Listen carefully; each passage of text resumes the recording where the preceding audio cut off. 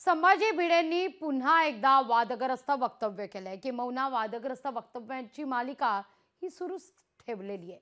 भारताचं स्वातंत्र्य मान्य नसल्याची टीका संभाजी भिडेंनी केलेली होती। एवढंच नाही तर आता महिलांनी ड्रेस घालून वटपौर्णिमेचं व्रत हे करू नये असा फतवा सुद्धा भिडे काढतायत।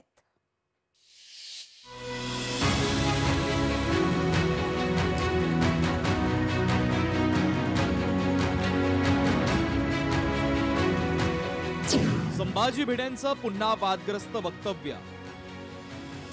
पंजाबी ड्रेस घालून वटपौर्णिमेला न जाण्याचा सल्ला।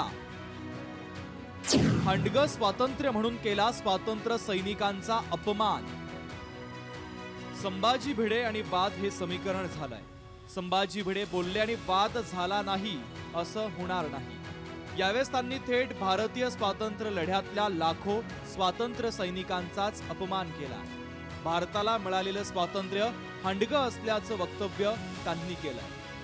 आपल्याला जे स्वातंत्र्य मिळाले 15 ऑगस्टला हे देवभद्र हंडग स्वातंत्र्य जमत नाही। आम्हाला स्वातंत्र्य हिंदू स्वातंत्र्य पाहिजे। सगळ्या गावावरून गाडव व्हावं लागते। आपण ते सहभाग घेऊ पण स्वतंत्र भगवा झेंडा घेऊन। संभाजी भिडे एवढ्यावरच थांबले नाही। स्त्रियांसंदर्भात त्यांनी अपमानास्पद टिप्पणी केली। वटसावित्रीच्या पूजेला नट्यांनी जाऊ नये आणि ड्रेस मटेरियल घातलेल्या बायकांनी जाऊ नये। त्या सिंहासनावरती शिवछत्रपती बसलेत। संभाजी महाराज दयाळू हे खरं घेऊन धर्माचं रक्षण करण्यासाठी। संभाजी भिडेंच्या वक्तव्याचा जितेंद्र आव्हाडांनी खरपूस भाषेत समाचार घेतला। भिडेंच्या डोक्यावर परिणाम झाल्याचा आरोप जितेंद्र आव्हाडांनी केला। मला कळलं स्वातंत्र्य हंडग आहे, त्याचं डोकं फिरलंय, त्याला वेड्याच्या इस्पितळात टाका। जे मनुस्मृतीने यांना शिकवलंय की स्त्रीला काय किंमतच नाही, त्या मनुस्मृतीचं प्रतिनिधित्व हा भिडे करत असतो। संभाजी भिडेंनी वटपौर्णिमेच्या व्रताबाबत केलेल्या वक्तव्याचा स्त्रीवादी नेत्यांनीही निषेध केला। भिडे गुरुजींना मला एक सल्ला द्यावा वाटतोय आमच्या सगळ्या महिलांच्या वतीने की इथून पुढे त्यांनी महिला या विषयावर बोलू नये।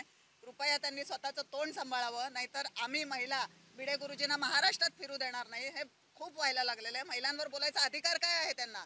जर का इथून पुढे ते महिलांवर बोलले तर आम्ही सरळ जाऊन त्यांच्या मिशा कापून टाकू। संभाजी भिडे वादग्रस्त वक्तव्य करतात पण त्यांच्यावर कोणतीही कारवाई होत नाही। त्यामुळे संभाजी भिडेंचा आत्मविश्वास वाढत चालला। समाजामध्ये तेढ निर्माण होईल अशी वक्तव्य करणाऱ्या भिडेंवर सरकार कारवाई का करत नाही असा सवाल आता उपस्थित केला जातोय। ब्युरो रिपोर्ट, लोकशाही मराठी, मुंबई।